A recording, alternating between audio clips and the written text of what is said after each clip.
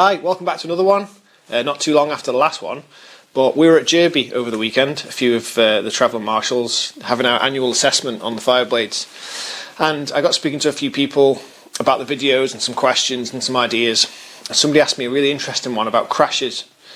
Now, talking about crashes isn't always the most appropriate thing, but this is more of a general thing about where they happen, when they happen, and who they happen to, and it got me thinking about it. And it's going to make quite an interesting one, I think. General question really is there a most dangerous sector on the TT course? So let's have a look.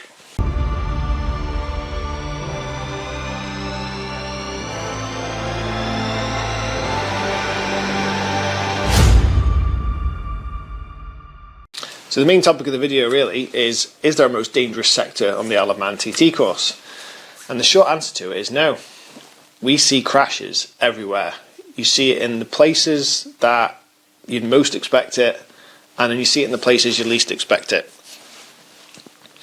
And you'll also see the same crash at the same corner and two massively different outcomes. Somebody will walk away from it, the next time it's the same crash at the same place, and it might even be a fatality. And you just, as soon as you have an accident here, I suppose it goes for anywhere really, especially on a road course, but as soon as you sort of separate yourself from the bike, everything after that is just potluck. It's completely out of your hands. And sometimes that's really, really cruel, because you'll see, not that anywhere justifies a bad injury, but you'll see a place and you'll say, oh, someone's had an accident here, go, oh, well, at least it was there. And you go, no, it was really bad. And you can't assume anywhere's going to be okay because of what the corner's like. It's as soon as you're doing more than 30 or 40 miles an hour, it's fast enough to do you some serious damage. And like I say, you can't ever assume that this is going to be bad or this is going to be okay because of where it is. So I keep a personal log of every incident I've been to. When I started as a TM, 2016, one of the guys who was leaving, Ian McVitie, I'm a good friend of Ian's. I see him daily. We work 2 units away from each other. I see Ian every day. I see more of him than I do of my wife. We're really close friends, and he was a major part of the reason I became a travelling marshal. First off, he recommended me to Tony as somebody who might be fit to do the job, knowing me quite well personally. But also, when I wasn't too, he talked about it a few times, would you ever be interested? And I was like, no, it's not for me. And he didn't talk me into it, but he basically explained a lot of the things that I thought went on, or a lot of the things that you had to do, and put my mind at ease about a lot of it, and basically said that, and you can't explain what it's like to be a travel marshal until you've been one. And if you ever get the chance to do it, if you ever get asked, and you're a little bit on the fence about it, you've got to have a go. It's a bit like Johnny said in the last podcast. Some people it's definitely not for, and you'll ask them, they absolutely know it's not for them. But if you're a little bit, maybe it is, maybe it isn't, you should have a go, because no one's going to judge you if you find out it's not for you, because you're not going to find out until you've been there, done it, seen it, smelt it, and find out if you're okay with it. So yeah, if you get a chance, have a go. Anyway, I'm getting off topic again. I keep doing this all the time, don't I? But where were we? Going back to places on the course. Yeah, going back to Ian talking about it, and one of the things he said to me was he kept a little black book. Now, it's 21st century now, I keep a spreadsheet. But after each night, if I ever go to an incident, I come home, we sort of think about it. So I was like, obviously the date, what class it was, who it was, where it was, how they were, what we dealt with, and what was ultimately the outcome. And I like to keep that. I like to look through it and just see where we've been and what we did. And funnily enough, the busiest event I ever had was my first Manx Grand Prix. I had an incident in my very, very first session, and then they just sort of kept going all week. And that's one thing that we all talk about as travel marshals, is sometimes it just seems to be your year. And of course, it's just complete potluck where the accidents happen. And we're not always in the same sector. We move around tend to be in one place for practice, a certain place for race 1, a certain place for race 2. But obviously, if something happens somewhere else, we might get moved. You never know where you're going to be. It's a bit like pass the parcel. But some years it just feels it doesn't matter where you go, all the crashes are happening in your sector. And there has been years I've seen it to happen to all the guys, where it feels like if there's 10 crashes, one person gets 5 of them, and it just feels like you just never ever get a break. And I think there was one session, it was at the Manx Grand Prix, I think it might have been my first year, and I went to an incident at Laurel Bank. It's actually a friend of mine, Steve Nathan, broke his collarbone, not too bad.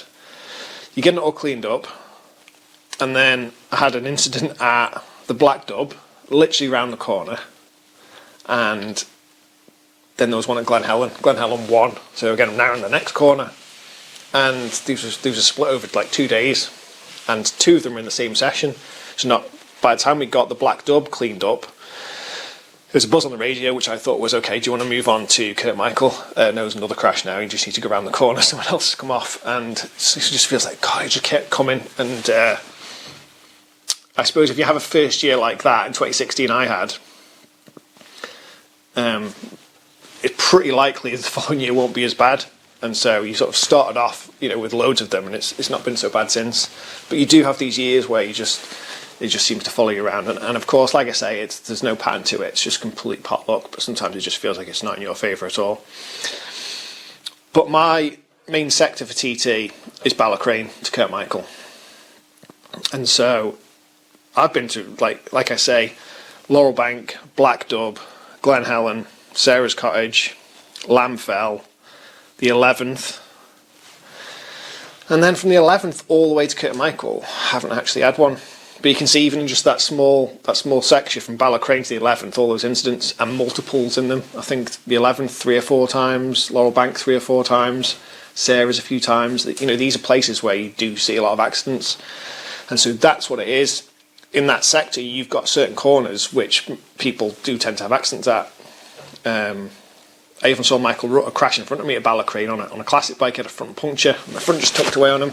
I've seen people come into Bal Crane, lock the front up, lose it, and the bike goes shooting past us down towards St John's. You just never know where they're going to be. But Laurel Bank, you're going to see crashes. It's just tricky. It's a tricky technical area, and people get it wrong, and that's always going to be the way. Sarah's Cottage, accident black spot, so easy to lose the front there. I've been to 3 or 4 there. Fortunately, most of the time, they too tend to get away with up there. When you crash uphill, you tend to scrub your speed off quite quickly, and it tends to help. The 11th is just pot luck. I went to Hutchie at the 11th when he was riding the factory Honda, so 2019. Walked away. Went to Mick O'Sweeney not too long ago. Was it last year or the year before? We carried him off in a stretcher, but he was fine. He walked out of hospital that night, just battered and bruised. And then you'll get a couple of nights later, and I'll be somewhere else, and there'll be a crash at the 11th. Someone else will go to it, and it might be a fatality. And you just like I say, it's just pot luck where these accidents happen, and you never know the condition people are going to be in. But you've got a few corners there in like my sector where you tend to see most of the accidents. Interestingly, like I've talked about this before, but we have a travel marshal at Parliament Square in Ramsey, and then we try and have one at the Gooseneck, and it's a really short distance, but every corner in that sector is technical and easy to crash on, difficult. Mayhill, used to be loads of crashes at Mayhill. Since I resurfaced it, it's way better, but it used to be loads of crashes at Mayhill. Whitegates, the corner after, you see quite a few there. You'll see quite a few coming off at the hairpin, but again, they don't tend to be ones we necessarily need to go to because they don't tend to be too bad. The Waterworks, massive accident hotspot as well, especially at the Grand Prix for newcomers. Tower Bendz, you see a lot of crashes at Tower Bendz. So basically every corner between Parliament Square and the Gooseneck is a potential accident, and that's why we have somebody just covering that sector. And I've talked about this in last year's videos. If you need to get to somebody in that sector, then you can come off at Hibernia at the Gooseneck and go back road back to Parliament Square. Yeah, I mean, all the sectors are dangerous. We all know the TT course is dangerous. People talk about the mountain as being a little bit easier to navigate because you can see through the corners compared to the lower section where you really need to know where you're going. Everything's blind. But people tend to run over the mountain maybe a little bit harder because it's a little bit more short circuit style, and so we see crashes up there. And there's some very important corners where you carry a lot of speed because they lead onto the next section where you can gain a lot of time. And so people push hard through them. And we see accidents up there, and you'll quite often see an accident at the Cregner Bar because it's heavy braking, it's downhill, and if you mess it up, there isn't the room to get it right again, to get back on the brakes and stop the bike. And it's so hard when you're going downhill. And then you'll talk about the way you'll get patterns of crashes in certain places in certain years, and it's very strange. And I don't want to jinx anywhere because the Isle of Man's such a superstitious place anyway. You can't say certain words and things like that. But you do tend to see you'll have groups of crashes in the same place, like for 1 year or maybe 2 years, and I can't explain it. The only thing that comes to mind is that possibly it's in people's mind that they're thinking, this is a place where people have been crashing, and does that cause people to, it's a bit like target fixation. It's not like they're purposely crashing, obviously, but I don't know if they're thinking about it too much, or maybe it's something to do with the road conditions until it's changed, or I just don't know. It's so hard to piece it together why people crash in certain places, and then people are attracted to them places again. Don't know that one. It's a really strange one. But the main answer to the question is there a most dangerous sector on the TT course? And the answer is no. It's all dangerous. Probably the answer everyone was expecting. But in between that, some interesting bits maybe to pick out a bit. But yeah, we've got some more of these coming up, and we've had loads of questions from people who I've seen and in the comments and things like that. So keep sending them, we'll keep answering them, we'll keep making the videos, and we'll see you in the next.